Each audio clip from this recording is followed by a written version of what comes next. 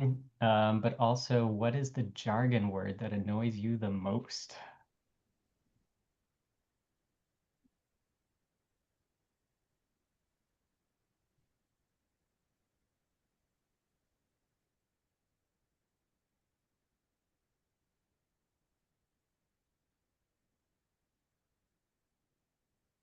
Ooh, Lara, I agree with you.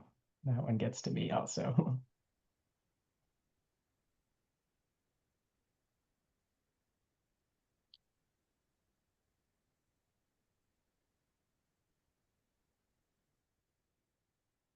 Good morning for those who are just joining. We're going to get started in probably just a minute or so. We got a full agenda, but while you're jumping on, if you can put your name, title, affiliation in the chat and answer the question on the screen, that would be great.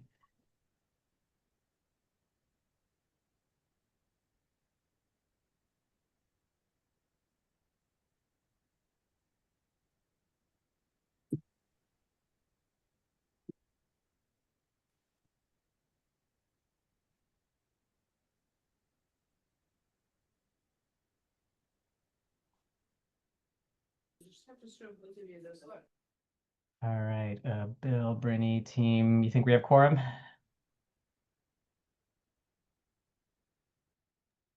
Yeah, 34 people now. Yeah. Okay, let's go ahead and get started. So, happy Monday, everybody. Happy Mental Health Awareness Month. Our theme this month is also turning awareness into action. And with that in mind, what we're trying to do, and I'll put this link in the chat, is just we have a social media kind of toolkit. But if there's anything on your mind about that one thing you can do to improve mental health and to think about behavioral health this month, that's what we want you to share. But you can do it in the chat this morning or just in general in all the places you are. It's hashtag one thing is what we're trying to spread this month. So welcome. We got a couple new folks in this space, and so I'm just going to take a moment to ground us, and then we'll jump into what is a full agenda. My name is Sohail Sood. I am Director of the Children and Youth Behavioral Health Initiative, and we are gathered here this Monday morning to Zoom out. We're not talking about program implementation here, but when we're talking about behavioral health here, really the focus is how do we get the systems to work better? And how do we look at how those systems interact and what can we collectively do to really improve them in service of our youth? And I want to acknowledge the work didn't start here. And it doesn't end here, but we are following a playbook in this space, a playbook that was collectively developed with a pretty extensive stakeholder process here. And it has 10 necessary components to this reimagined ecosystem. I'm going to put that link in the chat also for those who are new. This is the starting point here for us. And those 10 necessary components are broken down into three specific buckets. One is about shifting to a shared vision and really thinking about the mindset and culture that needs to occur for that to happen. Another one is aligning the structures and the organizations and the way resources are shared. And the third piece is about improving the functions and the processes and the outcomes. And so in recent time in this space, we have been working to realize those goals. There's a paper being drafted that all of you have contributed to and provided input on. And then really appreciative of the 4 counties that are in this space that have basically been volunteered / voluntold to be put under a microscope so we can see how this actually looks on the ground and what we can do together. We've discussed mechanisms related to Assembly Bill 2083 and the interagency leadership teams and some of the pieces on that. And today, we are going to focus on basically confirming that we're rowing in a unified direction, meaning some part of the conversation is going to focus on defining that ultimate outcome. When we say we want to care for that entire being, what does that actually mean? And also, we work toward what we measure, right? And so we're going to talk about data and information that really tells us whether or not we're getting there.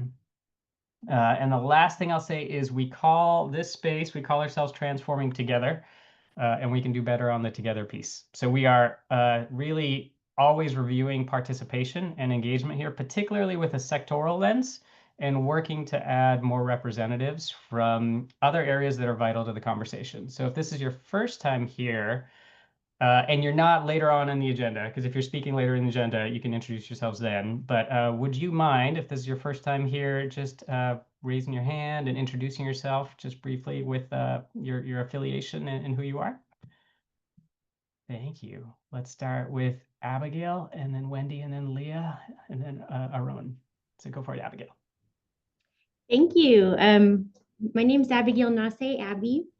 I am the Health and Human Services Agency Planner for Sacramento County. I work in the County Executive's Office, and I was invited here by Richard Connect, who is my partner and cohort in crime here on our AB 2083 efforts. So thank you for inviting me, Richard. Thanks for being here, Abigail. We'll go to Wendy. Hi, everyone, Dr. Wendy Lee from First Five San Bernardino. I am a Systems Integration Officer, and I was invited by James Sort at the San Bernardino County Superintendent of Schools. And I'm also part of the interagency leadership AB 2083 task force in our county. So thanks for being here. I love the title that you hold, the Systems Integration Officer. That's perfect for this space. Thank you for being here. Leah? Hi, everyone. Good morning. Leah Dempsey. I oversee the System of Care branch at the Department of Developmental Services. So also part of the State System of Care Joint Resolution Team for AB 2083. So nice to meet you all. Thanks for being here. And Arun? Morning, everybody. Aaron Peterson. I am San Diego County Office of Education. I work coordinator at community schools. I'll be joined momentarily by Aaron Mahoney, also my boss, who's going to be a partner in this work with me for San Diego County. Excellent. Thanks, Aaron. And sorry, I mispronounced your name there. No worries. Well, we're excited to have you all here. Just know no question's a bad question. That's why we're here. And let's get started. So I will pass to Renita from Education First, who's going to walk us through the agenda. Hi, good morning and welcome everyone, and welcome to those who are new to this space. We're really excited to have you here today. And for those of you who don't know me, I'm Ronita Guha. I'm a principal at Education First. I'm here with my colleagues Bill Porter and Brittany Ramsey, who are also going to be supporting with facilitation. We help plan these meetings and support the work, and we're really just excited to be here with you all. So he'll mention the ecosystem paper, which identifies these 4 essential implementation steps for creating more coherent systems of care. And so, as he mentioned, the demo sites are doing this work in real time, and we are also working on an implementation guide. And through this work, really fleshing out and adding more guidance and ideas to how to implement these steps. And we've spent a lot of time on the first step, which is identifying and building an interagency leadership team. We are going, and that's obviously really foundational for this work. And as Sohail noted, this is really about ensuring county leaders are committed to a new vision of how things work and strengthening cross-agency leadership structures to make decisions and guide change efforts. So we're going to continue to build on the work we've been doing and start to move into the work around implementation step 2. And so with that in mind, we have 3 objectives for our time together this morning. We're going to spend some time identifying ways we can create a unified concept or vision for serving the whole child. And we have Katie Breckenridge here to talk about that. We're going to talk about how data is used and shared in your county and whether it's grounded in this whole child vision for care and support. And again, just continue to really build relationships with one another. So our agenda for today roughly follows these objectives. So again, we'll spend some time in the morning taking a fresh look at a definition for the whole child that we've been developing through this work and that you all helped shape at our March meeting. We're going to spend some time, again, really focused on implementation step number 2 and really talk about why county leaders should be coming together to review data together as a starting point for setting priorities. We're going to have get to hear from different agencies and organizations from Sacramento County Office of Ed and talk about how they've been, Sacramento County, not just the Office of Ed, about how they've been working together to share data across agencies and how they're measuring their shared progress. And then we'll actually have an opportunity to hear from the Mathematica team and get briefed on some of the county case studies that they just completed. And they'll be talking about how counties can use data to advance a whole child ecosystem of care. And then we'll have a little bit of time to go into our small groups and have an opportunity for the demo sites to think about some of the lessons learned from this meeting and how they're going to apply those lessons moving forward. I do want to just note that this is, we're going to have a lot more time for discussion and action planning in June. There is a lot of content that's going to be presented today, and that is by design. We really want to begin by talking about how we're using data in new ways and outside of individual agency silos. And we really want to get to why and how we do this work and what kinds of tools we can be using. So when we come together in June, we'll have an opportunity to share ideas for engaging community members and those most proximate to the work and give you a lot more time to work together in small county specific teams. So I just wanted to name that this is going to be content heavy, a lot of presentations, but we want to sort of take this information and then do a lot more application and discussion when we come together in June. So for our first agenda item, I'm really excited to hand things over to Katie Breckenridge of the Glenn Price Group. This work of T2 is really about bringing together the full range of government agencies and community partners to improve youth and family outcomes. And we've been working on this T2 implementation guide, we've really realized it would help the field if we had a shared concept of the whole child and a full set of outcomes we're working to influence. And so Katie has been doing a lot of research on how health and social service and education fields think about the whole child, and she's synthesized her approach into a shared definition. And she's going to share an early version of, she actually shared an early version of her work with the working group back in March and has updated it and finalized the definition based on the feedback she got back in March. So we're really excited to share all that with you and get your ideas for how it can be used to share your goals. So with that, I'm going to turn it over to Katie to talk about this new definition of a whole child. Great. Thanks so much, Renita. We can actually go to the next slide. So I just wanted to start by clarifying why we need a whole child definition. Why are we even talking about this? So in reading and looking through the early drafts, you probably noticed that the words whole child are kind of sprinkled throughout. And that's a real opportunity, but it's only an opportunity if we actually agree on and understand what we mean by those words. So this definition is an effort to be specific and explicit about what whole child means, so that folks who are reading the implementation guide can actually see the shared principles and philosophy that undergird that definition and the ways that they can find common ground across the work that they're doing. So it is not a vague concept of whole child, but a very specific and explicit set of principles that we all agree on and that are showing through the work that we're doing. And the good news is that there is actually a lot of agreement. So to create this definition, I went through a whole variety of reports from the social services field, from the health field, from education, to find these principles that are common across all of those sectors. And the reason that they are common across all of those sectors is that all of our work is based on neuroscientific research about the development of our brains and our bodies over time. So that research, that science is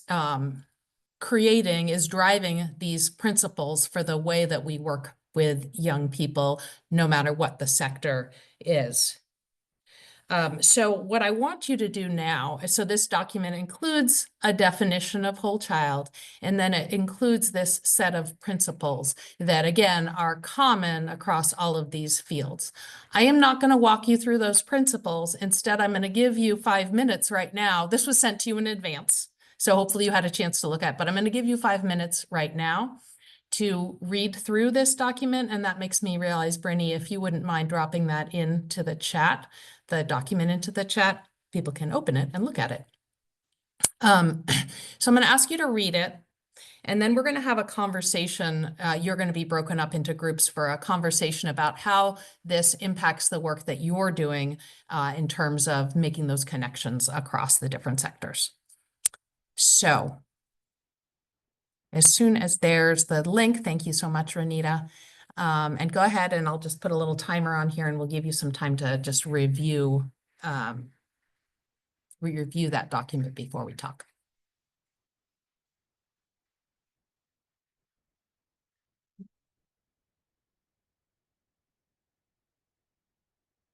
And if you have questions about what I just asked you to do, feel free to come off chat or put a note in the chat box about that. But right now we're just reviewing this document.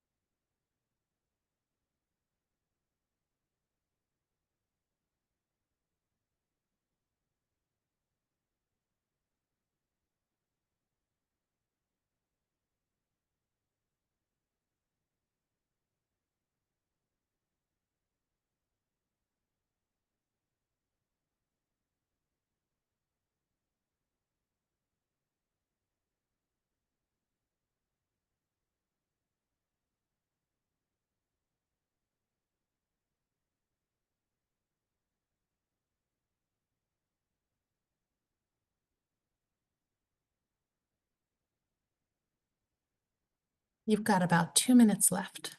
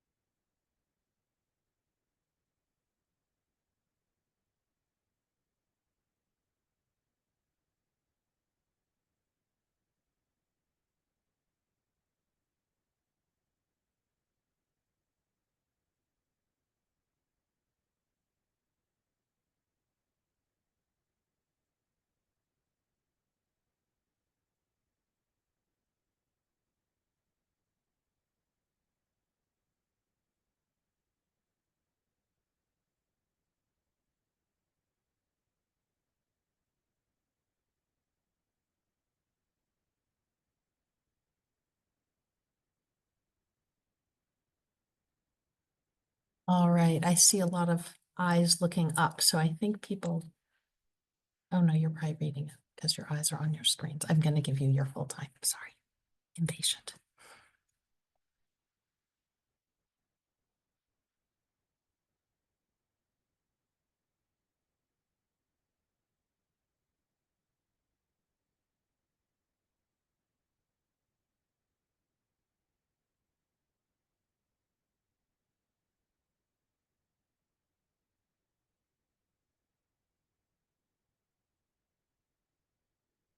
Alrighty. Now that's 5 minutes. All right, hopefully you had a good chance to at least skim through that and see some of the principles. We did share this at the March meeting and had an opportunity for some people to give input, and I took that input into this draft. So hopefully you see that reflected here.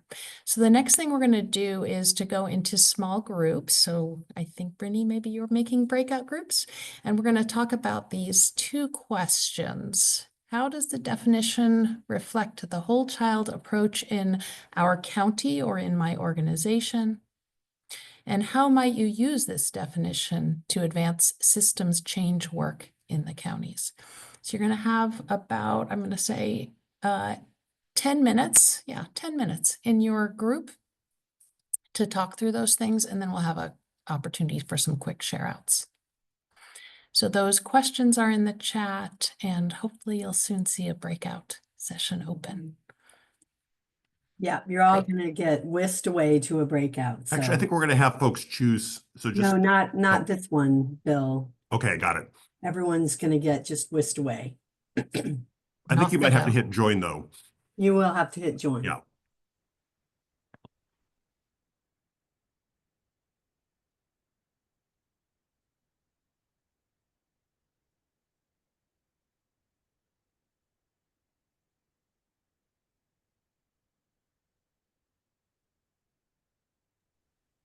So again, we're moving into breakout sessions, so folks should click on the join button for the room that you're in.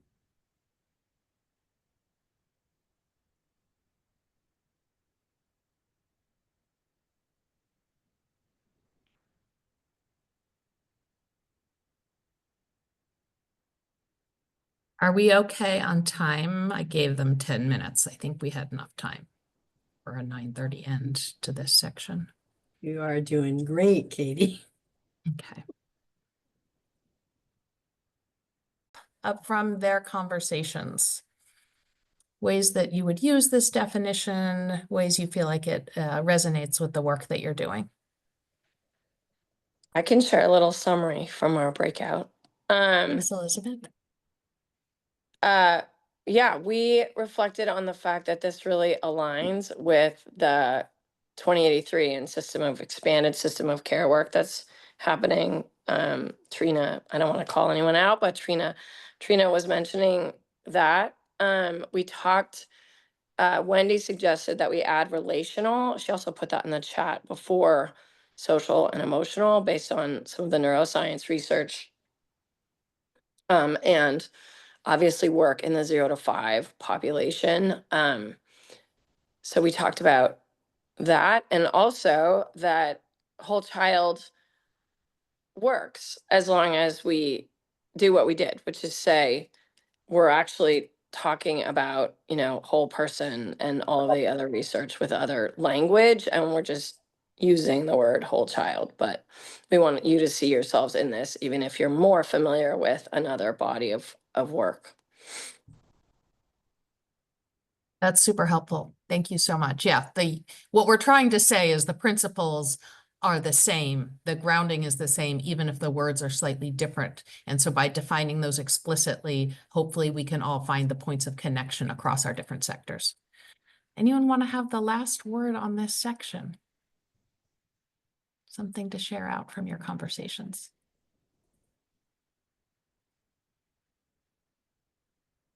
All righty, I'm going to pass it back to you, I think, Ronita.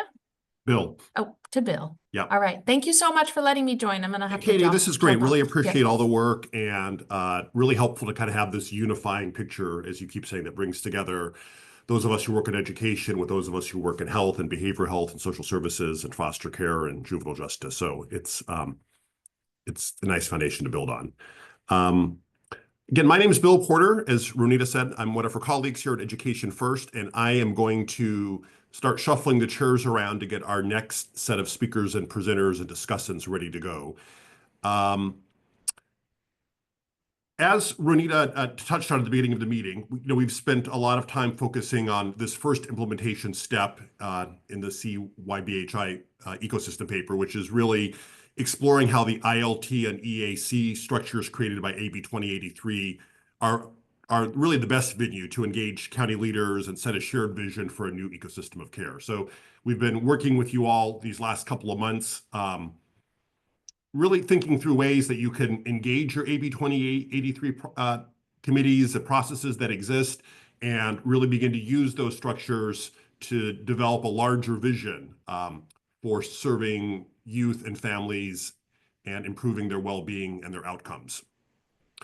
Today, we're shifting a little bit to that implementation step number 2, which is starting to think about, well, once you've got a group like this, once it starts coming together, once it starts discussing its vision, how do you actually move forward? And I really like the way that Sohail kicked off our meeting when he talked about Mental Health Awareness Month, that we're trying to move from awareness to action. So for the rest of the meeting, we're going to be talking a lot about the data that already exists, data that a lot of our agencies already produce, but really trying to think about how do we move from awareness or the existence or data as information to data that actually can inform action. How can we start using data in ways that can inform this broader vision, can help us begin to think about where are the greatest needs in our county, which populations aren't being served, how might different agencies work together differently to address the gaps in services that exist between different agency efforts.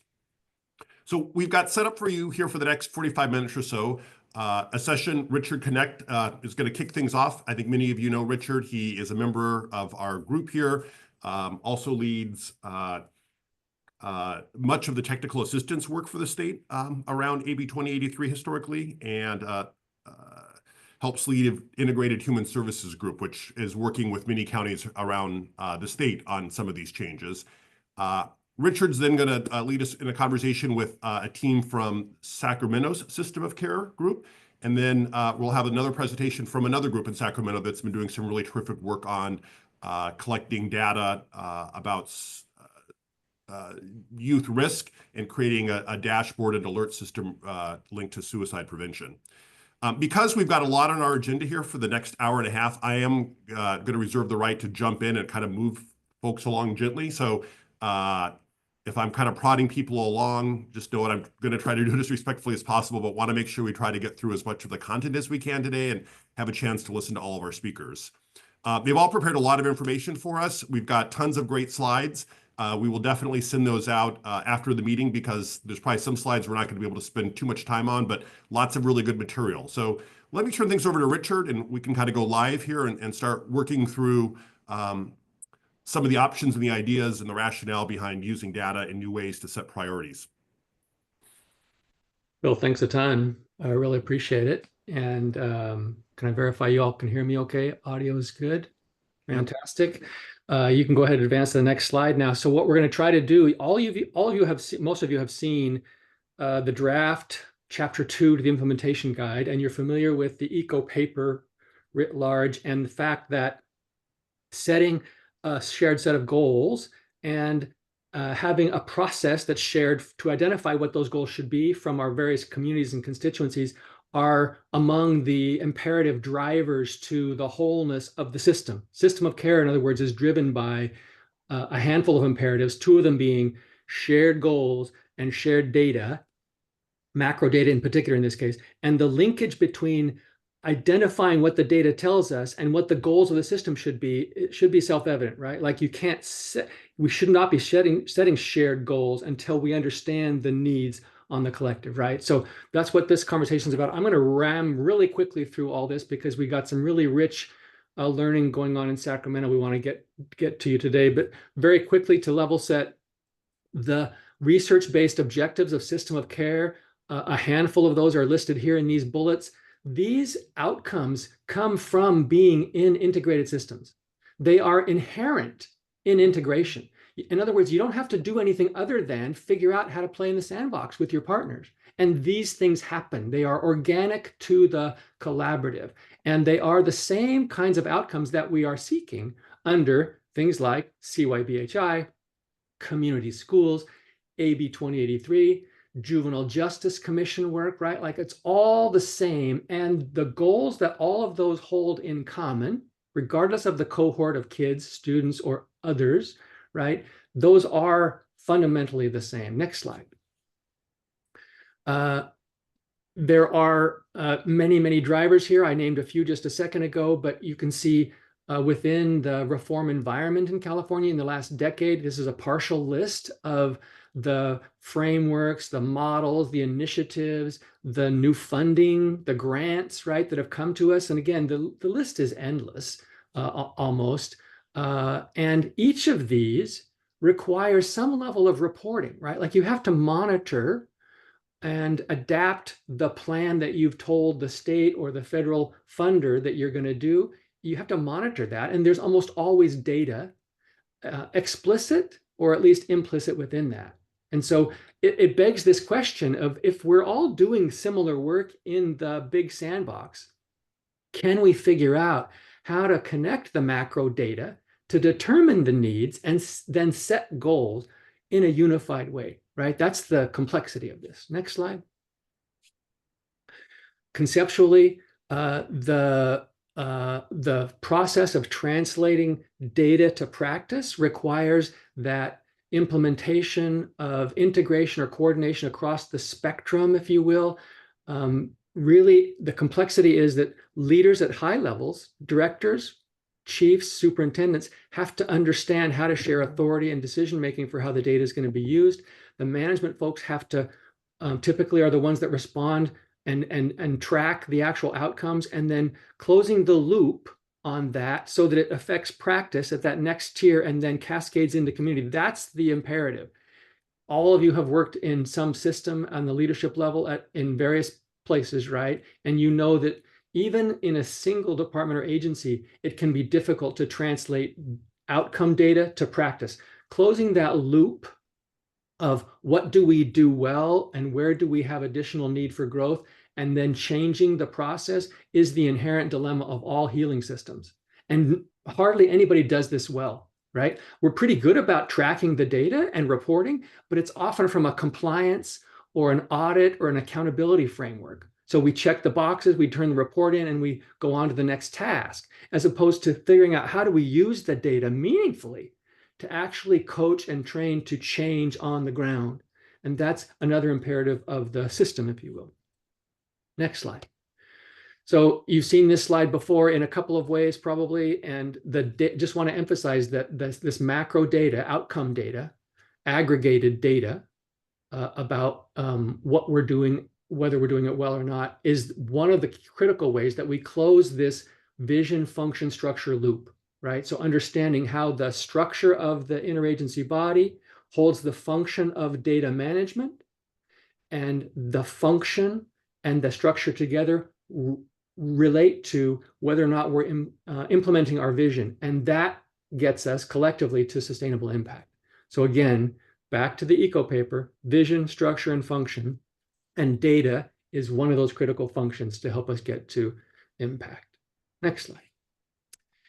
Some of the imperative for this, the drivers, if you will, as we've come down just kind of one level from maybe 30,000 feet to 15,000 feet, the process outcomes that you'll get when we begin to see aggregated data, we get an enriched set of data, obviously, right? Like I can see more data points, not just ones in my agency, but I can see my partner's data on some level if we do this right.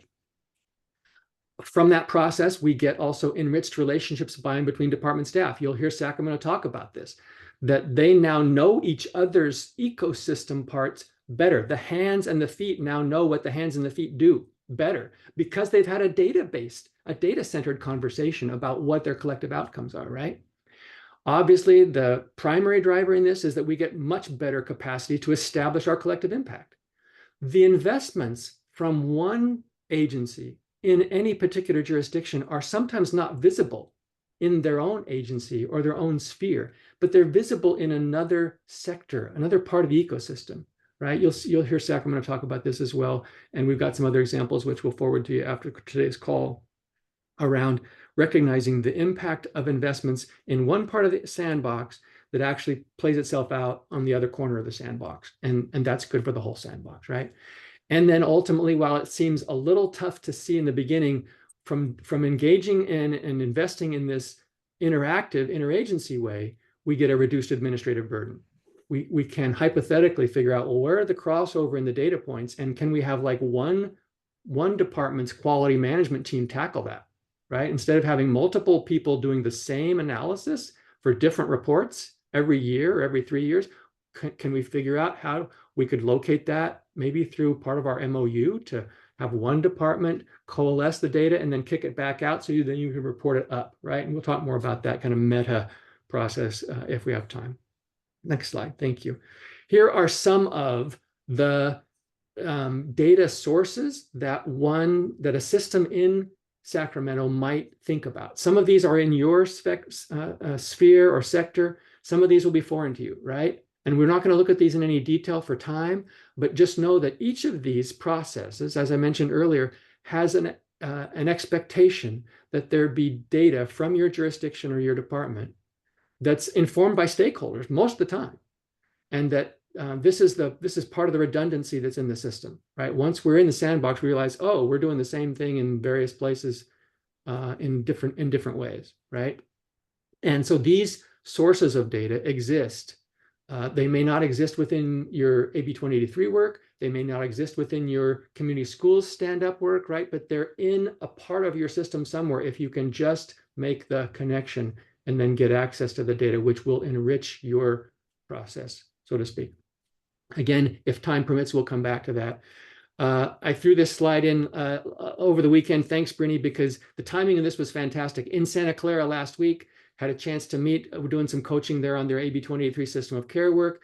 And I grabbed this picture because it just crystallized for me yet again the richness that comes when you get managers, and that's who all these folks are. They're managers from the system of care agencies. 7 different groups in Santa Clara. They were all represented. You can see they're all brainstorming what are our goals and objectives. And then all they had to do, all we have to do once we get those on poster paper is we have to put them in a master list, right? And then we can begin to crosswalk. Where's the alignment?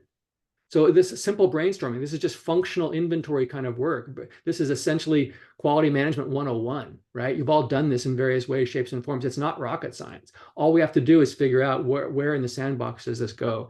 So it just spoke to me that this really can be relatively simple work, even though the inherent complexity is in the system, if you will. It can be broken down and made palatable. Next slide. All right, so with all that as context, and I know I've jumped through that really quickly because we wanted to get to this rich conversation happening in Sacramento. I want to introduce Abby Noche. She said hello earlier, joined also by Janice Kim, I think, who is or will soon join us, and Daphne Ram, and they can introduce themselves a little more detailed here in just a moment. But they're going to talk to you about a 2-year-old journey now within the AB 2083 work in Sacramento, where they've gotten to what is among the more sophisticated system of care-based outcomes monitoring processes. And so I'm going to yield, I think, to either Daphne or Abby to get us started on that. Is that right? Sure. Yes. Thank you, Richard. I think we have, thank you, slide deck. I'm Abby Nase. I'm Health and Human Services Agency Planner for Sacramento County. I actually work in the Sacramento County Executive's Office. Prior, I was working at Child, Family, and Adult Services, and really have been a part of this work for the last, I think we're going on 5 years now that AB 2083 has sort of been a thing across our state. So thank you for inviting us to share about our data dashboard journey. We're very proud of the work that we've put into it. We still have a lot more work to do, but I'm happy to share what our journey has been and show you our current iteration. Okay, next slide, please. Oh, before we start, I'd like to introduce Daphne Ram, who is our consultant with Applied Survey Research. She is our data manager and my partner in crime in this, and her colleague Janice Kim, who's also part of our data management team. Thank you, Abby. Okay, so I'm just going to talk a little bit about our dashboard journey, and then I'm going to kick it over to Daphne, who's really going to show you what our dashboard looks like. So it all started with our MOU. Sacramento County's interagency leadership team includes AB 2083 required agencies, which you may know is child welfare, probation, mental health, Office of Education, and our regional center. But we also added a few. We added human assistance. In other counties, you may call that basic needs or income sufficiency. Other health services, including public health and substance use treatment, our Local First 5 agency, and recently we've added our locally federally recognized tribal nation, Wilton Rancheria. And we intentionally added these partners because we committed to building a prevention and early intervention focused or whole child system, like we were talking about earlier, system of care, taking a public health approach and addressing the social determinants of health. We also committed to shared progress and accountability through an outcomes and performance measurements dashboard. And later Daphna will share our current evolution.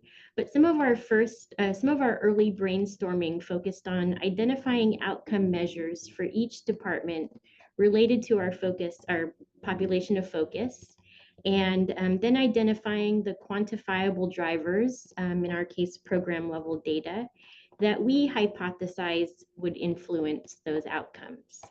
And during our brainstorming, we intentionally tried to identify program level data that influence the outcomes seen in our other departments to demonstrate the connectivity in our work. Next slide, please. So in order to do this, we gathered our data experts from each agency and department, along with our advisory team members, which I believe you call EAC. And we met intermittently in developmental meetings to identify data points and ponder the connections on the data. We also provided, in the smaller data group, provided periodic but consistent reporting to the advisory team, where they look at the data and also tried to connect the dots across the agencies. And then our advisory team then provides the information on a semi-annual basis to our interagency leadership team. And we wanted to note that we do, while we meet regularly as a advisory team and interagency leadership team, there is a lot of offline work that's done in partnership with our consultants from ASR and Richard. Next slide, please. I'm not going to read this whole thing, but this is a snippet from our MOU. We put this in our MOU to memorialize our work and ensure that it continues throughout our leadership changes. And I just want to call out a couple of statements.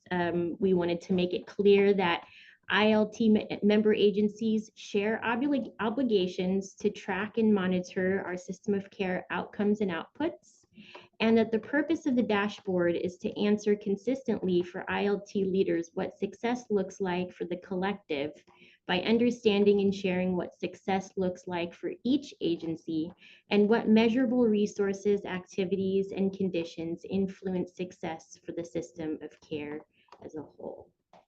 And now I'm going to pass it to Daphna to show you what our dashboard looks like today. Daphna? Okay, so I'll set this up really quickly because I know you're all wanting to see actually what our dashboard looks like.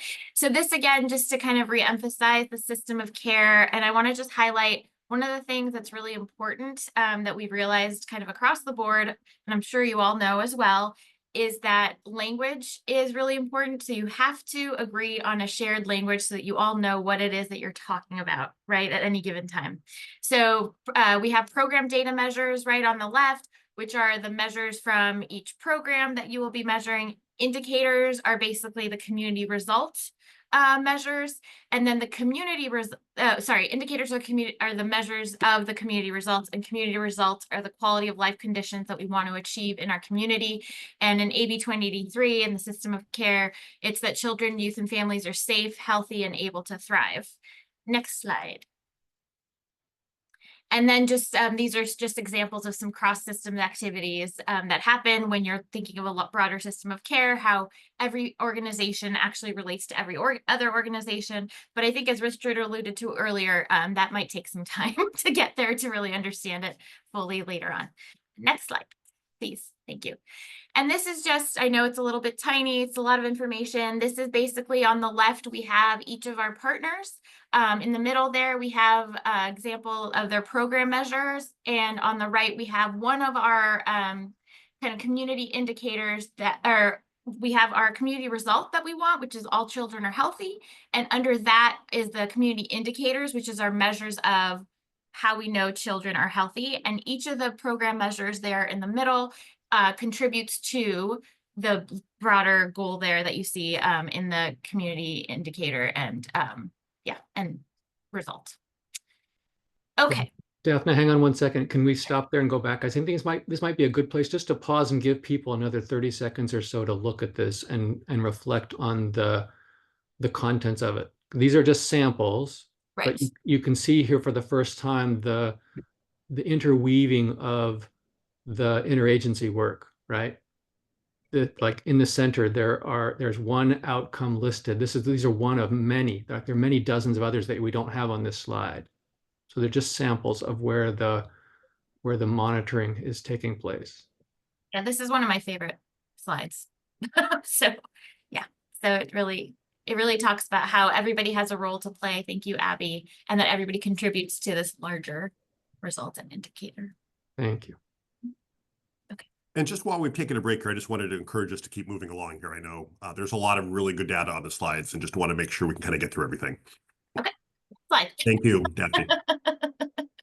Okay, so really quick, basically identifying relevant indicators and measures. As I'm sure you know, it's not just everybody comes out of the gate and knows exactly what's going to work in the larger system of care. Most importantly is that agencies will identify the relevant personnel for data discussion. So this is kind of our process. On the left, you identify the relevant personnel. Then in the middle, it's kind of an iterative process, as you see right there in the cycle. We meet with each agency to identify measures and indicators, and then the agencies and the agencies reflect on selected indicators and measures, and we kind of keep going back and forth. That's pretty much where we are right now, that little cycle right now. We keep going back and forth. We're trying to refine our measures. And on the right is considering the measures and indicators within the broader system of care, not CAR. That'd be interesting, but yes, a broader system of care. So that's where we are. Next slide, please. Okay, so using data, so next one after that, thank you. So what we have here now, we've been using Clear Impact Scorecard to kind of combine all of our data. We used to have Google Sheets that we shared with everybody, that everybody would input their data. The feedback we got from our AB 2083 team, our ALT team, was that they wasn't clear to them how they were all contributing to each other's results. And I know I'm just at time. So we have result area scorecards, which is basically, as you see at the top there, all children are healthy, or is at the top, which is our community result that we want. And then every single contributing partner is listed on there with their data and their contributions. And then next slide, please. And then the program scorecards, this is DCFAS's program scorecard. So this is just the measures that they are quote unquote responsible for reporting. And so, yes, and there's a lot more detail that goes into that, but I won't tell you that right now. Just next slide. I think I only have one more. So basically, yes, identifying current and future challenges. Again, understanding in the context within the whole system of care beyond your own data point, and maintaining clarity of purpose and ongoing management of the data dashboard in the scorecard. And then this is my last slide, I'm pretty sure. Yes, okay. So just lessons learned, right? Establishing the trusting relationships to help drive the work forward. Choosing indicators that are currently collected and are readily available, right? Because you don't want an additional hindrance to the system of care. Identifying clear and focused measures that help tell your story, of course. And again, this all takes time, which leads me to my last point, which is be patient, right? It's an iterative process. It's not going to come out right at the gate as much as we want to, right? And it's going to be frustrating, but you will hopefully have consultants and partners by your side that'll kind of help you see it more clearly. Okay, that's it for me. Thank you. Daphne, that was terrific. Really appreciate that. I know lots of detail on those last couple of slides. As I said to folks, we'll distribute those around so you'll have a chance to study those more carefully. And I just put a note in the chat. If folks have questions, feel free to pose them into the chat and maybe Daphne and her colleagues could answer some of the questions that way. And then I'm also hoping we can take some questions here after we hear from the next Sacramento team, if that's okay. And you can always email us too. So I can that's put my great. information in the chat as well. Yeah. Richard, did you want to offer any transitional points here? Or? I don't think so, Bill. Let's hear from Rhapsody and Brian around a parallel but not 2083 centered outcomes monitoring process, and then we can come back to the group. Great. Probably. All right. Well, why don't we go to the next slide? I'll let you folks introduce yourselves if that's okay, and talk to us a little bit about, as Richard said, sort of interestingly in Sacramento County, another really interesting, intriguing, perhaps replicable process to bring different agencies and community partners together to think about how you use data in actionable ways.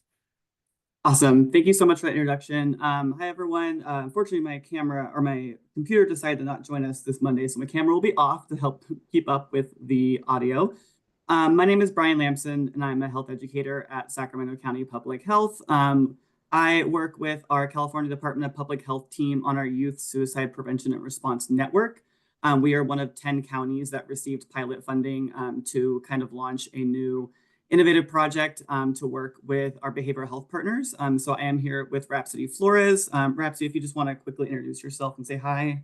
Sure. Hi. Excuse me. I'm Rhapsody Flores. I am with Sacramento County Behavioral Health Services. I am a program planner and I work with youth and families as well as our homeless solutions programs. Awesome. Thank you, Rhapsody. So today we'll be talking to you about our syndromic surveillance dashboard as well as our data alert system that we've created out of this pilot program. Next slide, please. So real briefly, I'll just be going over introduction, kind of some context as to what these two systems are. We'll go over a visual of what these data resources look like, as well as this data usage in the community. So how we've kept this from just being a tool that sits on a virtual shelf to make sure that our community partners are actually being able to use it, and it is a productive tool for our suicide prevention work. Next slide, please. Perfect. So our dashboard and data alert system, they both pull from the National Syndromic Surveillance Program. I just dropped a link in the chat that kind of gives an additional context as to what that surveillance program is if you have not heard of it before. But that is the information that we are displaying. So for the dashboard itself, we're able to show a visual map that looks at zip codes across Sacramento County, suspected suicidal ideation and attempt in our 8 emergency departments in Sacramento County. So all 8 EDs do participate in the syndromic surveillance program.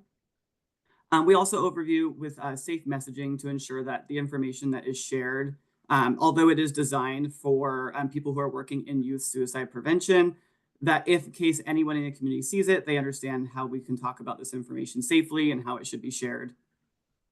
Additionally, we encourage our CBOs to use this resource.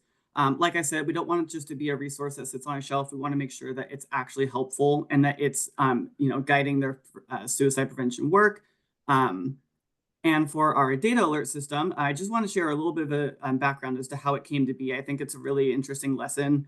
I've really kind of taken up with it as being a 15% solution. So this eventually came to be our epidemiologist, Felix Tran, if anyone has been able to work with him. He was able to pull this data from the syndromic surveillance platform that showed when there was spikes in suspected suicidal ideation or attempts in our EDs that was higher than the expected number on any given day. And he shared this data with me and Rhapsody via email. And it just snowballed from there. Rhapsody was able to forward that to community partners and our BHS partners, who then said this is extremely vital information that we can see it down to a zip code level where these spikes are occurring. We can see where our resources are currently allocated, compare that and see how we can develop, move our resources in the future. And that eventually turned into an automated system that is sent over to about 110 partners at the moment with that vital information. And the platform that we use for this is Qualtrics. And I'll go over a little bit how we kind of automated it as well as the distribution in a moment. So next slide, please. Awesome. So I'm going to go ahead and drop in a chat a link to our suicide prevention dashboard itself. So that way, if anyone wants to access this in the future and kind of follow along, this is a public facing dashboard. So this is what the landing page looks like. So like I mentioned, we do ensure that we're having safe messaging. So when you land on it, you're going to see information such as including suicide prevention and or crisis response resources when talking data. So we have our 988 Suicide and Crisis Lifeline link. Avoiding sensational images or language, such as blank number of people die every day, minute, or second, avoiding language like that when sharing that data, as well as providing context for data. And when we say context, we mean things like what's listed below. So we have our description of what this data is, what is counted. So it has a link to the National Syndromic Surveillance Program, but importantly, what is not counted. So many individuals who experience suicidal ideation or who have attempted suicide who don't seek treatment. Additionally, people who are seeking treatment but not at facilities that submit data through the Syndromic Surveillance Program. And lastly, people who may seek treatment but due to stigma or fear are not disclosing that this is a suspected suicide attempt. So just that important information that what is counted but what is also not counted. Next slide, please. So this is the demographics tab. I just want to highlight a couple aspects of this page itself. So at the top, you'll see a start date and an end date. So this dashboard does automatically cycle through a 3-month window. And so with us being in May, it's highlighting the previous 3 months, so February, March, and April. So for example, once June comes around, this will automatically cycle to March, April, May. On the left-hand side, you'll see you can select an age group. So this data is available for 2 separate categories, 25 and over, as well as youth age 10 to 24. On this page, we have our baseline data in that bottom on that kind of orangey brown bar, which is our Sacramento County population data. And on the green and blue bars, you'll see ED visits for suicidal ideation, as well as ED visits for attempted suicide. So those are the 2 main data points that we are pulling from the Syndromic Surveillance Program for this dashboard, as well as a data alert system. Just an example of what this can communicate is for the blue bar for ED visits for attempted suicide. On that green with a 24.7% of visits, you can see that is comprised of Black patients. And in the Sacramento County population baseline data, you can see that the Black population in Sacramento County is about 9.6%, which indicates that there's an overrepresentation of data or burden on that community when looking at ED visits for attempted suicide. And on the next slide, we'll take a look at our youth map. And so this is something that has been communicated between us and behavioral health and was able to kind of identify where these higher areas of burden are. And anecdotally, behavioral health was able to quickly determine that the areas that experience these higher needs are also in the areas where there may be gaps in services. And so communicating that data that public health already had to then BHS being able to see where there may be gaps identified was a conversation that was off the bat and really kind of drove home where we're going to take this data and what it can be used for. But what we're looking at here is a map of Sacramento County with zip codes identified. You'll see circles for each individual zip code with a shade of red, as well as the size of the circle. Unfortunately, with just a screenshot, you're not able to see, but when you are on the data dashboard itself, there will be a little legend in the top right that will show that the shade of the circle as well as the size correlate with an increased number of suspected suicidal ideation visits or suspected suicide attempts in our EDs. You're also able to toggle all these different layers. So for example, you can see different things like the race, ethnicity, percent of entire population living in poverty, or the percent of the whole population eligible for Medi-Cal. So that is what currently is selected. So those green shadings for each individual zip code correlate with the percent of the population eligible for Medi-Cal. And as this is rotating on a 3-month window, we do see the data fluctuate from time to time. But an interesting story to highlight here was originally when we were looking at this data, in the top right of our Sacramento County map, you'll see over kind of by El Dorado Hills, but the community of Folsom. That is a fairly affluent community. And so when we were looking at this data originally, they were showing much higher numbers at that time.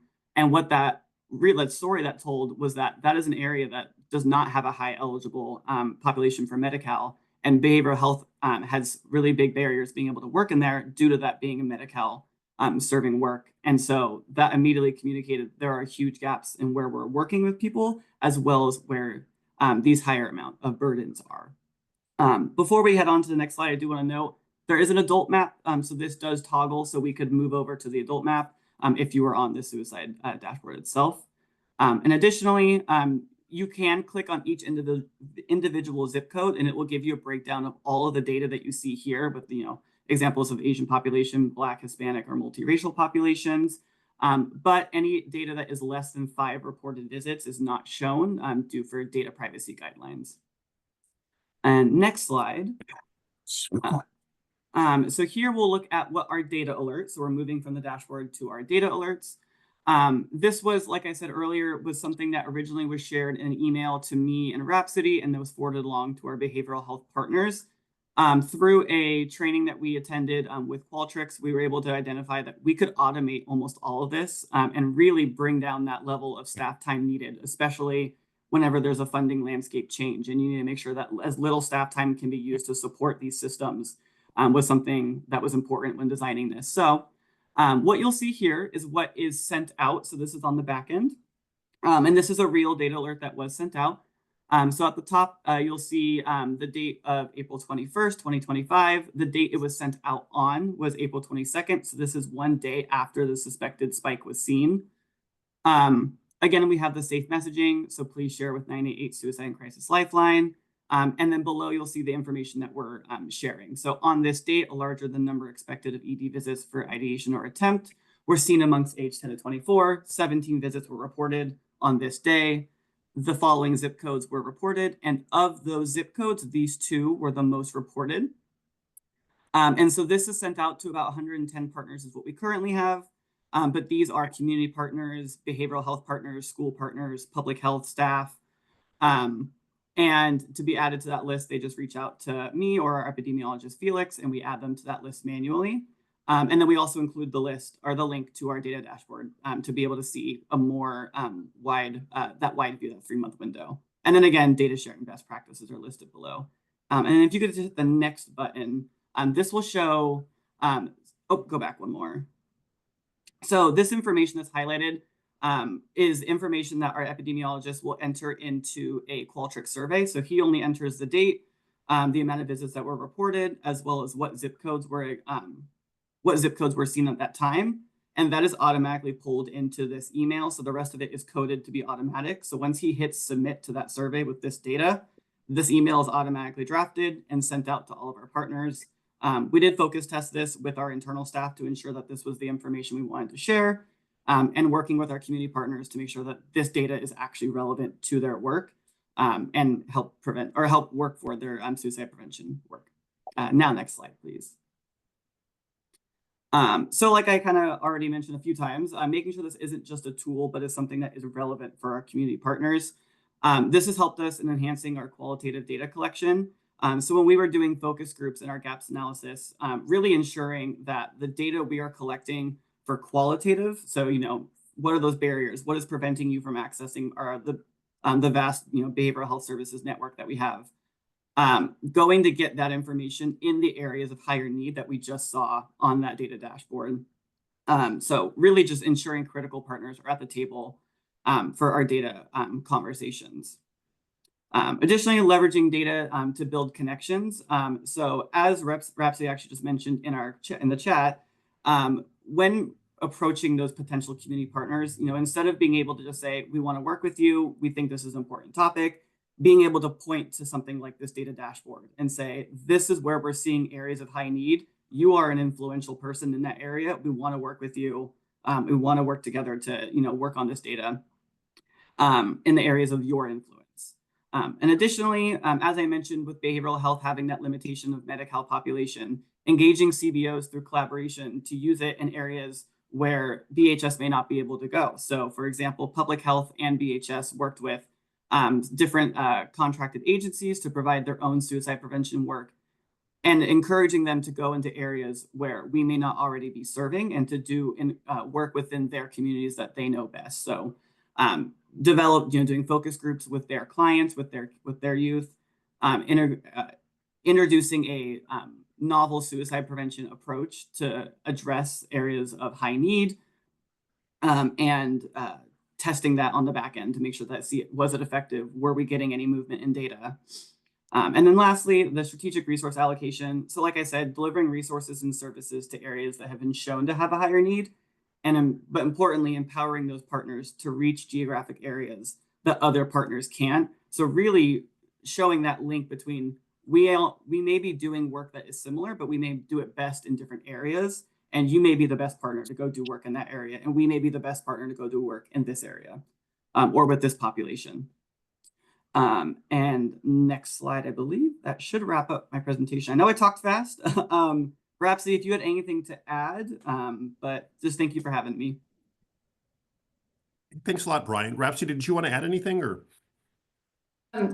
Sorry, just to piggyback on what Brian said and also the comment in the chat, it has been very powerful. And when we've identified areas where there has been gaps, and relationships, gaps in our relationships, we've been able to utilize this data. So there's school districts where the county hasn't really had contact with them or hasn't been able to build relationships with them at any time. And so I utilized the data. It was almost like cold calling, but sending out emails and saying, hey, this is data that is reflected in your zip code. These are the youth that are going to your schools, all the way up to, you know, the directors, anyone who I could get a hold of at that point to share this data. And from that, we were able to gain meetings and connect them with the providers in their communities so that the youth then could receive services. So it's been very powerful. And Brian said it's only 110 people, but we've gained a lot of knowledge about what is going on in those communities, even from those folks that once they receive the alerts, they get back to us and let us know maybe what they saw in that community during that time of the spike. Great. Well, hey, thanks a lot, everybody, for going through so much content so quickly. We've got a couple of minutes here for questions. We were going to try to move to our next speaker around now, but I think we got started a little bit late. So would definitely want to open up the floor if there's any questions or observations. Richard, I might turn things to you here in a few minutes and just see if you have any sort of concluding thematic comments. But before I turn things back over to Richard to wrap up, just any other questions, observations, ahas, wonderings that folks want to pose? I put a question in the chat. I was just curious if there's a linkage between the system of care dashboard and this work. If they're sort of linked together or feeding to each other, or if the alert is even going to like the system of care team members who are building that dashboard. Sorry, Richard. Go ahead, Rhapsody. The dashboards are not linked. The alerts do go to the system of care members. So anyone on ILT is also receiving the alerts. We've made sure of that. But you can imagine in a county the size and complexity of Sacramento that the internal loop closing of the alerts at one level have not visualized themselves or socialized themselves within the teams of the system. They may be within the departments, right?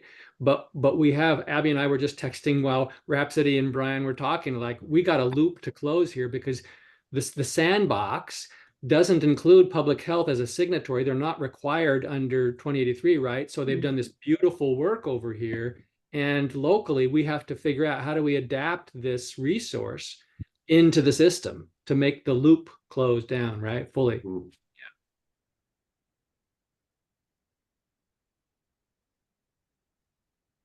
Did anybody else want to add to that? Really powerful. Great.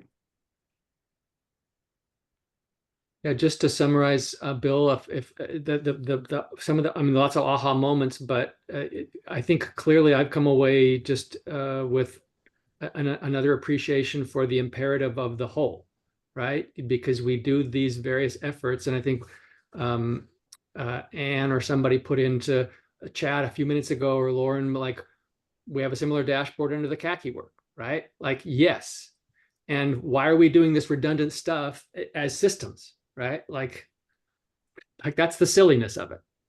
So I think we're all on the right track. We just got to figure out what's the wholeness body, what's the structure to hold it, and then we can begin to reduce the redundancy and enhance the coherence and the meaning. That's great. That's really helpful. If there's still time for questions. Yeah, this is Garth Lewis from Yolo County. Going back to the data dashboard, I'm wondering, there was a mention of lots of work happening offline.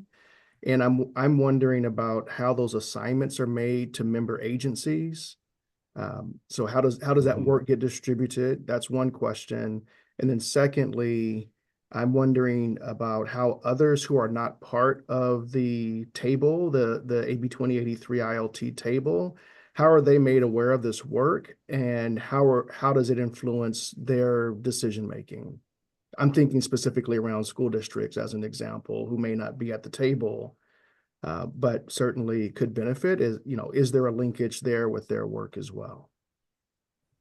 Yeah, happy to start in there, and Abby can maybe help with this, but we have not closed the loop, or because the data is just now being populated, Garth, we have not at this point got a richness of data that we think we can trust enough to push it out to communities, right? So, but that's next. And then your first question really highlights, I think, the learning of the moment, which is public health is not a signatory in our 2083 work, and so they're not a seated ILT member.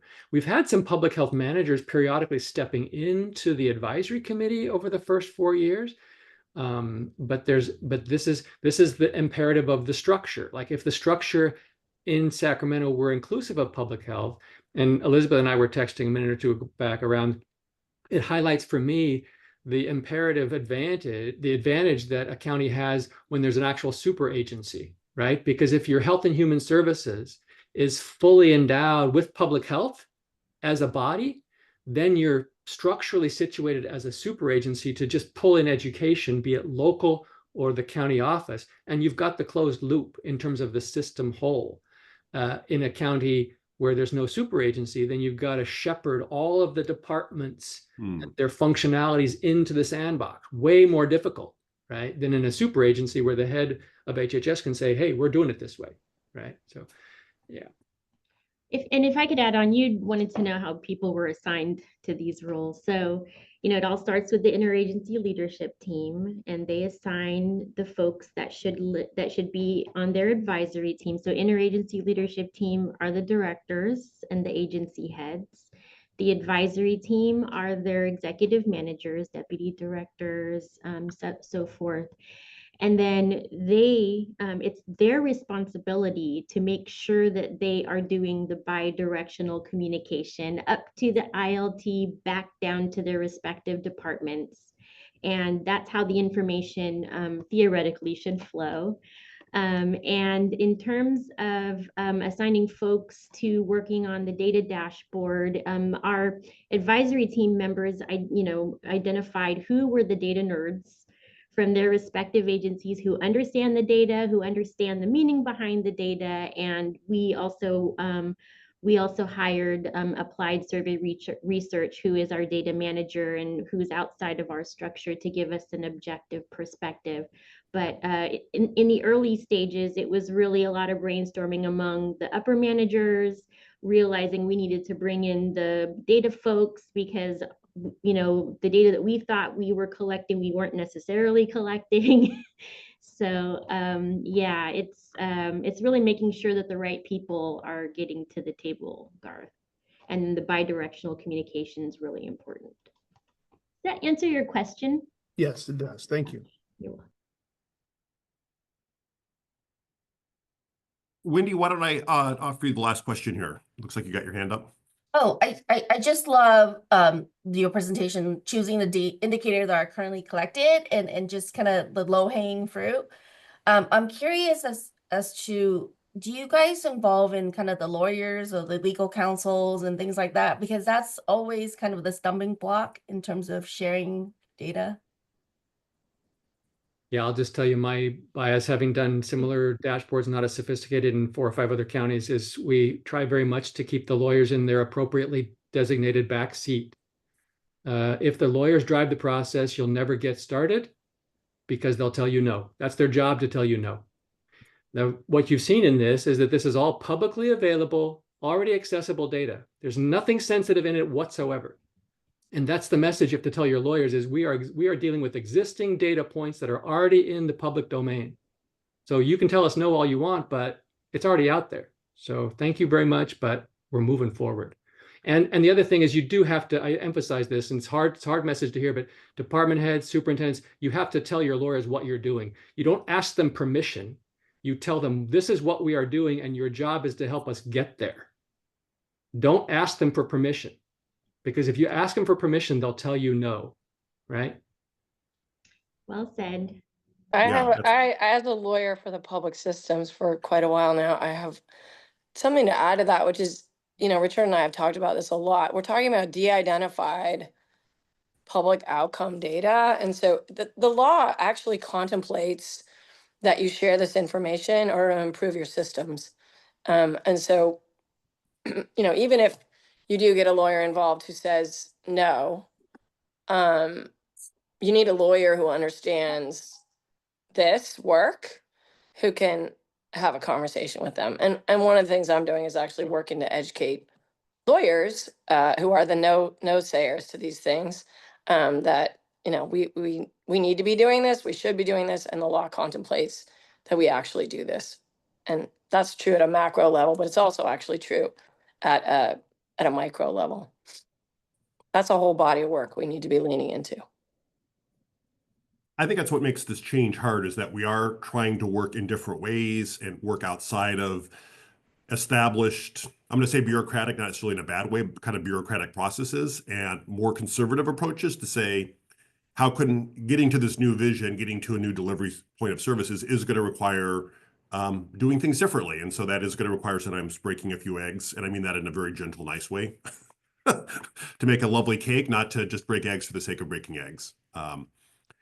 Well, thanks, everybody. I really want to, again, thank Richard and the two teams who have joined us from Sacramento. I know that was a lot of content. You both were brilliant, kind of moving through everything and really, I think, highlighting your journey, some of your lessons learned, and gave us a lot of really good food for thought, which, as Renita said at the beginning of the meeting, we're really going to try to pick up a lot of these conversations in 4 or 5 weeks when the CLWG and the counties come back together for our last meeting of the year, and give you a lot more time to kind of process and think and plan, wrapping up this year as you think about next year. So let me just thank everybody one more time, and I'll turn things over to Brittany, who will be your facilitator for the last portion of the meeting here. And gentle timekeeper, trading off the bad guy roles. Well, hi, everyone. Brittany Ramsey. For those of you who don't know me, I'm part of the Education First team. We're gonna shift gears very slightly. So we've had this awesome example from Sacramento County of how they're collecting their data, using their data to think collaboratively, to think across agencies, to really focus on what's the data collecting for to support their vision and the outcomes they want to see. We're gonna now hear from Haley McCrary from Mathematica, because as we sent this to you all in pre-work, but they've been doing a ton of research around case studies that that look at the data around systems of care in all 4 of our demo counties, along with some other counties. So in our pre-work, we suggested that you look at section 3, which is focused on systems change, relationships, and multi-sector collaboration, related to, again, what Sacramento also showed us earlier. But there's so much in these case studies. So what we want to do is have you think of this as a little bit of a teaser, a little bit of a, Haley's going to walk us through what went into the creation and development of these case studies and how you all might use it. And again, as we keep saying, we'll come back to this in June. I think these case studies are new, but I understand that some of you have already been involved in creating the case studies or reading them over. So various ones of you will have more or less experience with what's in these case studies, and also depending on how much time you had to review them before the meeting. But we've asked Haley to give us this overview, and then she'll be able to answer any questions about these case studies. And then again, as we said, we'll dive into them more and give you much more time to talk as teams and advisory teams in June. So let me turn this over to you, Haley. Thanks, Brittany. And will you be sharing this slide deck? I can't see it right now. Okay, great. So I'll just take this time. Good morning, everybody. My name's Haley, as Brittany said. I work on the team leading Mathematica's evaluation of the CYBHI. as she mentioned in past presentations, I think many in this group have heard about or participated in these county case studies. So today I'll just provide a very quick refresher on what these are and what their status is, a little bit of a deeper look of what's inside, and start the conversation for kind of how you can use these case studies to foster collaboration, set shared goals, and align around, common data and action moving forward. And then we'll deep dive later. There'll be plenty of time. Next slide, please. Really quickly, just want to provide a forest view. Many of you may know that since November 2022, Mathematica has been working in collaboration with CalHHS and alongside Health Management Associates, HMA, James Bell Associates, and UCLA to evaluate CWBHI from rollout to June 2026. Next slide, please. And there's many parts of this evaluation, of course, but just one part. Mathematica has been conducting 9 county case studies designed to map out multi-sector relationships, document how CYBHI work streams are unfolding on the ground, and provide a really clear snapshot of each community's strengths and challenges as they work toward improved behavioral health outcomes and access to care. And to do this, we have conducted a network survey. It's called the Network Ecosystem Experiences Survey, NEAS, you might have heard of it. We held key informant interviews with major county actors. Oops, still on the last slide, Brittany. And conducted, secondary data analysis to lift up county and state data on key outcomes. And the result is 9 county case study reports. We're also working on a cross-county synthesis report that pulls themes across. Okay, now next slide. If you haven't heard previously, a quick refresher on how these 9 counties were chosen. We deliberately picked a mix that represents California's geographic regions, demographic diversity, and economic and health profiles. So we picked 1 or 2 counties per MHSA region, a balance of urban and rural, and representation of communities that are highlighted in the state's disparity reduction project. We also factored in measures like the Healthy Places Index, unemployment rates, and other socioeconomic indicators. And the result was those 9 county case studies. So with that very, very quick refresher, where are we now? If you haven't already heard, we have published 4 county case studies in Alameda, Fresno, Humboldt, and Imperial. Very exciting news. You can find them all on the CYBHI evaluation website, which I will drop the link as well in the chat here, but it's on the slides for later access. 5 more reports are in final review, and we expect to post them soon. And then the full cross-county synthesis will follow after. Next slide, please. So for those who haven't reviewed these, what is inside? Each case study follows kind of the same structure, so it makes them pretty easy to navigate. We begin with kind of a concise summary of findings up front. And then in section 2, you'll find county background and key data, as well as state data. Section 3, we dive into kind of systems change and that really multi-sector collaboration lens. Section 4 provides a deep dive into CYBHI implementation findings within each county. And then section 5 wraps everything together, sort of tying county needs to the implementation activities that were undertaken to address those needs, as well as future directions. Next slide, please. Since the focus of today is really, turning data to action, I want to take a moment to really deep dive into section 2, county characteristics. So as you can see in this tiny snapshot, although you can go into each county case study and look at the data in full, we provide key data within each county case study at a county and state level that reflect key social determinant factors as well as health data as it relates to youth health and CYBHI evaluation outcomes. And you'll see data there drawn from the US Census, American Community Survey, Feeding America's Map the Meal Gap, California Healthy Places Index, and more, including California Local Behavioral Health Survey data.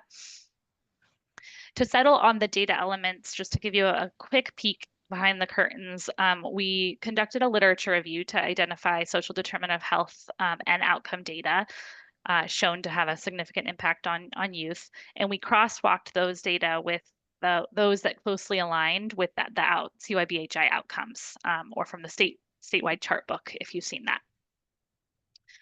From there, we looked through public-facing data sources that were crosswalked at the state and county level and vetted those measures with county champions to settle on a final set. So there is, social determinants of health data, there's education data, there's behavioral health specific data. And you'll see that when you open up the case study. I can't walk through every data measure today. We don't have time to do that, but I encourage you to take a look at section 2. And these indicators give each county sort of a data-driven profile and help to benchmark local progress against state norms.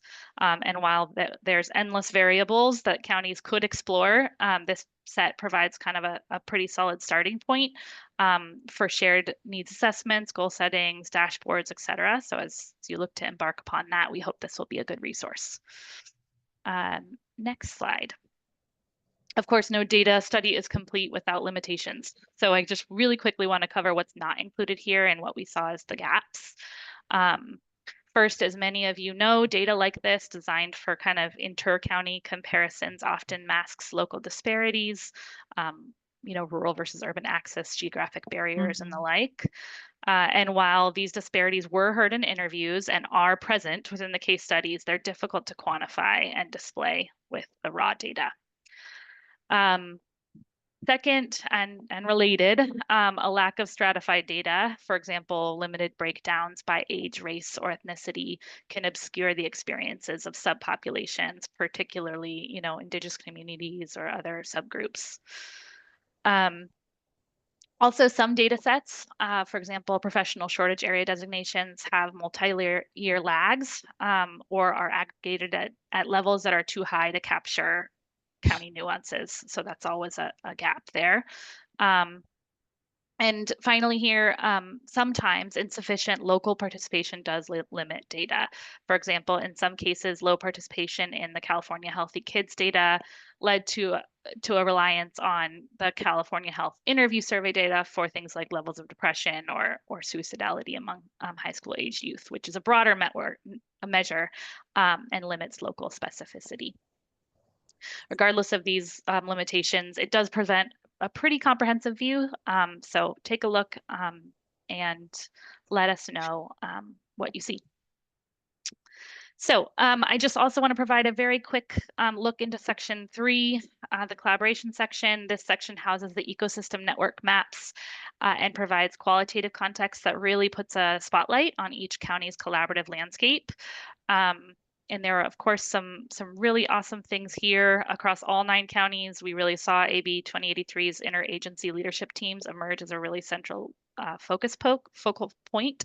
So you can go and look at that.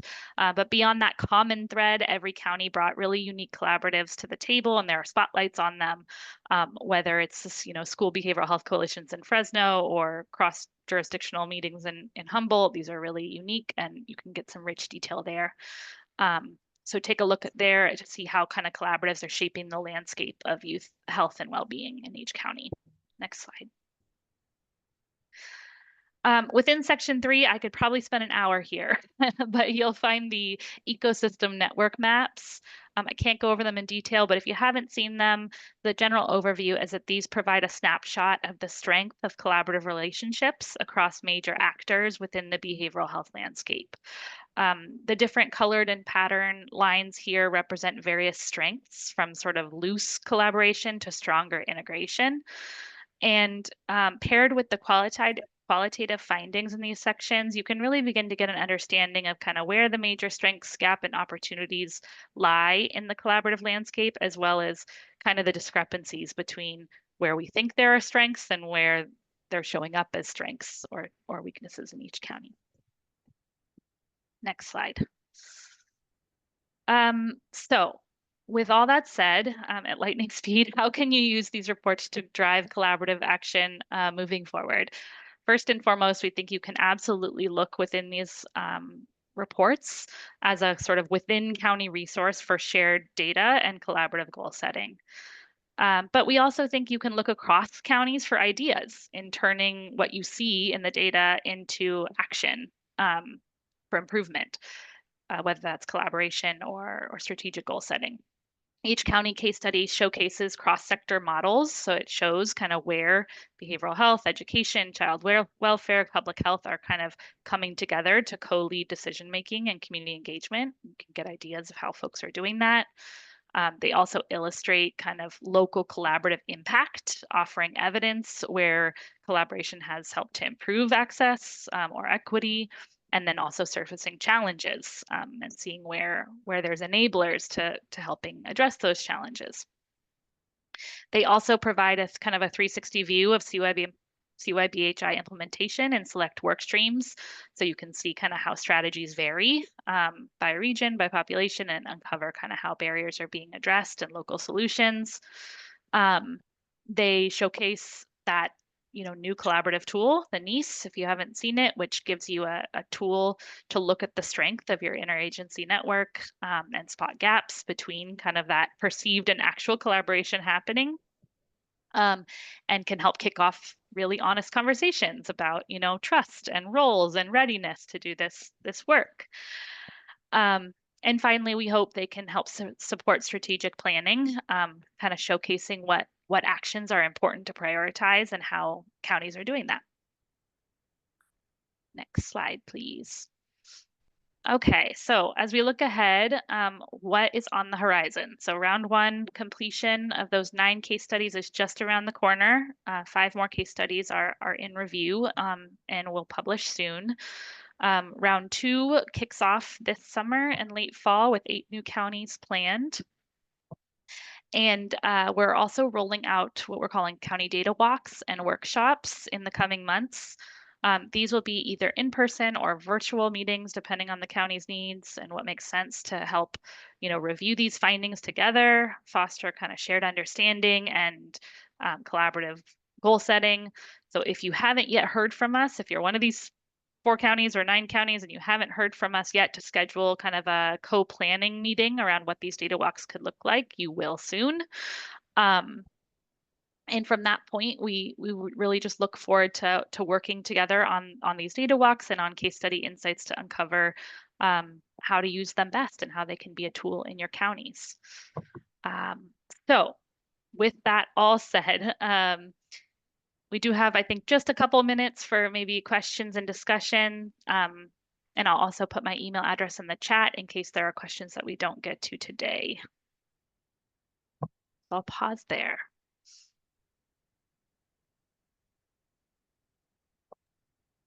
Why don't I, while we're waiting to see if there's any questions, I'm going to put 2 of my own questions in the chat, and we can either, anyone can speak up about these, or you can use my email address and send me a note.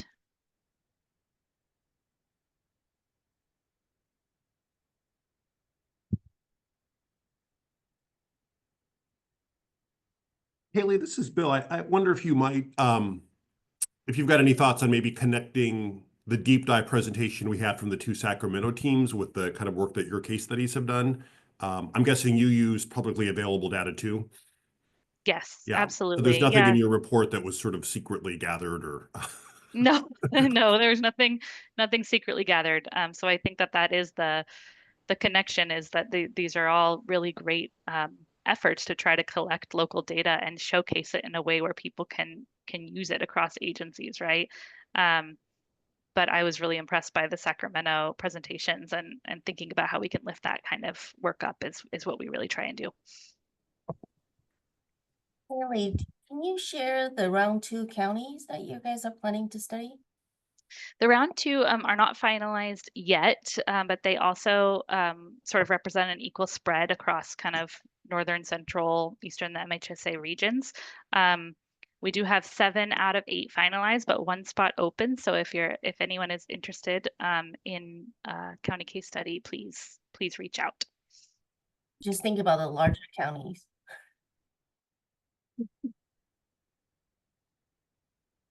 Haley, I just thought of a question on the NICE. Are the existing counties taking it again? No. So we're not doing a pre and post in this round. We'd initially planned to possibly do that, but we ultimately felt it was important to get to have more counties be able to take it and look across. But the tool will be available at some point. So those initial counties can take it again and see if they've, improved in their collaboration score, if you will. Mhm. When will all phases of the case studies be finalized and available? So all 17 will absolutely be available no later than June 2026. The first 9 will be available within the, in early summer. And then the next 8 will be probably around the same timing, if not a little bit earlier this time next year.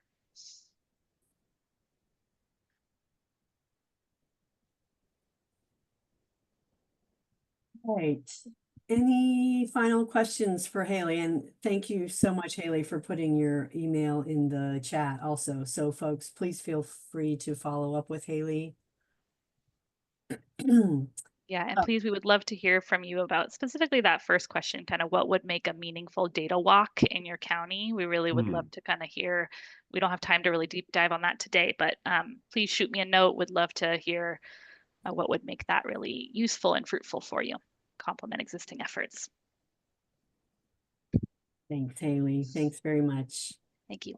Those just are amazing case studies, super helpful.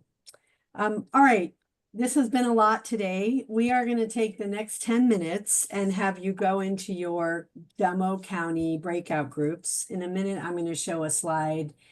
For those of you who are new, this is a reminder for the CLWG members who are not new, but basically we divide into the county demo groups, and then we've actually assigned other CLWG members to these county groups, trying to sort of, again, this is part of our goal to continue to develop relationships that are supportive of the demonstration counties. So we create these advisory, the CLWG members who are not part of a county become advisors to that county in these breakout groups. We've been trying to keep them the same over time so that relationships can develop.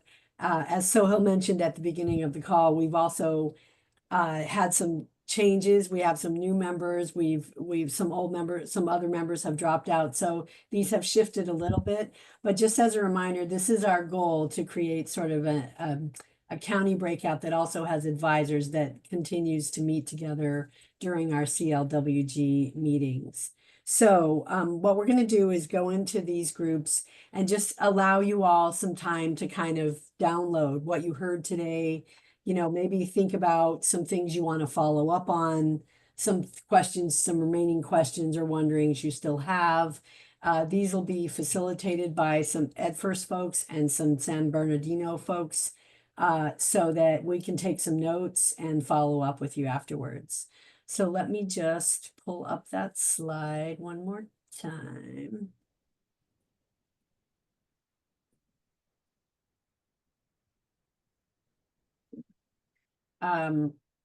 So these are the questions. Renita or someone, would you mind putting these in the chat? What's one key learning or piece of information you're taking away from the presentations today? And what's one thing you'll apply to your transforming together work between now and our June meeting? So a structure for you all to think about as you kind of download and debrief what you've heard today. Here are the groups, the demo counties, you know who you are. In a minute, Jameen's going to set up the groups. There, you'll see there'll be 4 groups, and we want each of you to opt into the county that you're assigned to here. This list does not include the folks who are already in the demo counties. We assume you know where you go. So you'll scroll down, the list will appear in front of you. If you scroll down, you'll see that you have the option to select into Alameda, Fresno, Humboldt, or Imperial.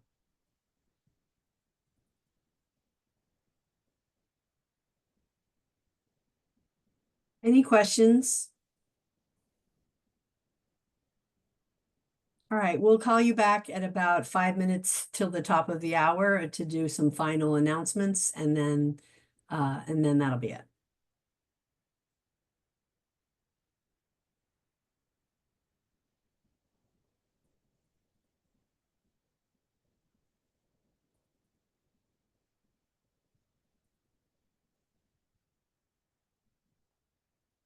So again, folks, you need to go to the breakout room assignments there, and you'll find your name, and then you just Yeah. Well, and you actually just have to scroll down and join one of the 4 groups. You don't even have to Yeah. find your name. You will get automatically assigned to one of the groups. So I see Sohail's already gone to Fresno. Brunita's already in Alameda. So again, just you can look at that slide that Bruni put up. And if you don't remember the county you've been assigned to, or if this is your first meeting, we made a suggested assignment for you. I don't see you- breakouts as an option. I don't have breakouts as an option, and I've looked at more and it's still not coming up. Yeah, that's the same way with me. That's why I Same. was like, Right. Okay, well, we can move you into those groups if you don't have that as an option. Okay, Okay. I'm on a Fresno group, please. and this is Tammy Freitas. I'm in Fresno as well. Okay. Dennis to Alameda, please. Armando to Imperial. And Wendy to Humboldt. Oh, here we go. Trina to Fresno. To Alameda. I think you have to be a panelist in order to have the breakout room option. Yep. Sorry about that, folks. Okay. Pia. Bye.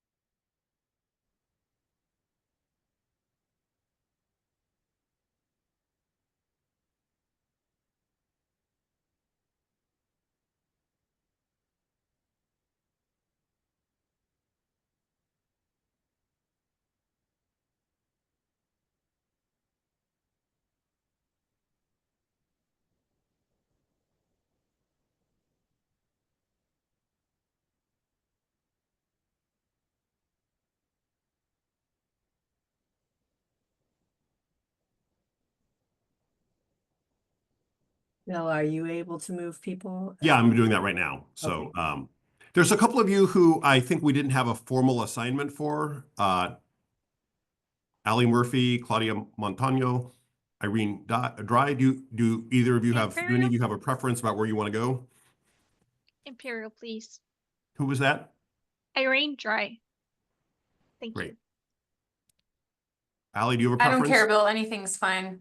Yeah. Where, remind me what you do? I'm in Placer in mental health. Yeah. I thought I saw you on the list here, but you're not here now. I'm trying to think. How about Humboldt? That sounds good. Great. Thank you. Claudia, did you have a preference? Yes, hi, I'm from Imperial. If you can put me Great. with We'll send you over there Imperial, now. please. Thanks. Thank you. Yeah. Okay.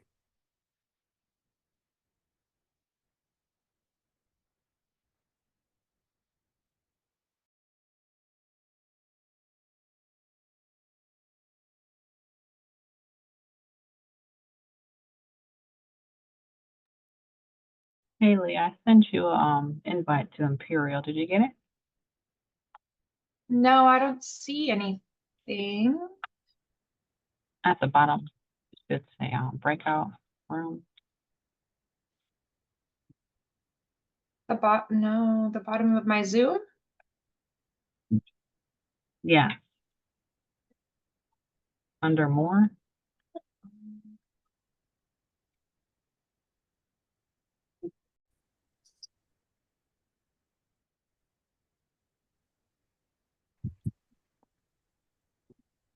All right, everyone. Well, welcome back. We just have a couple of final housekeeping notes here. I think we've got a couple of slides to share with you. So first of all, thanks everybody for your engagement. As we kind of projected at the beginning of the meeting, there was a lot of content covered. We really wanted to, lift up this idea of awareness moving into action and give you lots of different ways of thinking about the data that already exists and the way that you can work with partners in your community to bring that data together to better understand what's happening in your community, begin to set some shared priorities across agencies, and use that to really, inform metrics and measures of progress moving forward. So just looking forward here real quickly, our next meeting is on June 23rd, same time, same place, Zoom, 9 to 11 in the morning. This will be our last meeting of the year. And we're going to try to continue these conversations about making sense of the data, but also engaging community partners and community members and those most proximate to the problem and helping you take a look at the data and even share from their own perspectives what the needs and priorities are. The other thing, and this is like the immediate next step, is that the San Bernardino team is going to put an exit survey. Karen's going to put that into the chat here any second if she hasn't already. If you could just click on that, it's just a couple of quick questions. It also helps us keep track of who's here since sometimes people join late or leave early. So it's just kind of helpful to have at least the official record if you can complete the survey. On the next slide, we just wanted to remind you of the meetings that have been set up for the year 3 of Transforming Together. You should have gotten calendar invites for all of these. Just wanted to flag that the October 27th meeting is going to be at the Breaking Barriers Symposium, and folks will need to register to attend that. I think registration is open now from what I understand, and we'll send around a separate email with that information so it doesn't get lost in the clutter. But that will be an important meeting to come together in person. It will be able to do that with all the rich presentation and discussions that are taking place at the Breaking Barriers Symposium. And then, of course, our April meeting will be in person, and we're moving that to 2 days, and we will be in San Bernardino again. Last couple of slides here. Just wanted, actually, here's the information on the Breaking Barriers Symposium. So we will send this around, but if folks want to take even a shot on their phone right now, you're welcome to do that. And then lastly, another big conference coming up. Many of us were at this conference last July. It's the Southern Region Support Wellness Conference, which gathers hundreds, maybe even 1,000 educators from all over the state to come together to talk really about ways of connecting school, family, and community. So very relevant to our work, another way of continuing to learn, connect with colleagues, learn from what other places in the state are doing. And so you've got reservation information there. It's in Anaheim at the Disneyland Hotel Conference Center. All right, and it is 11 o'clock. Any final parting words of advice from anybody? Any final observation? All right, then we will see you in a couple of weeks. Thanks again, everybody, for your participation and engagement today. Really rich meeting. And thanks to all of our presenters for joining us and moving so efficiently and knowledgeably through your presentations. Bye. Bye, everyone. Thanks, everyone. Bye. Thanks.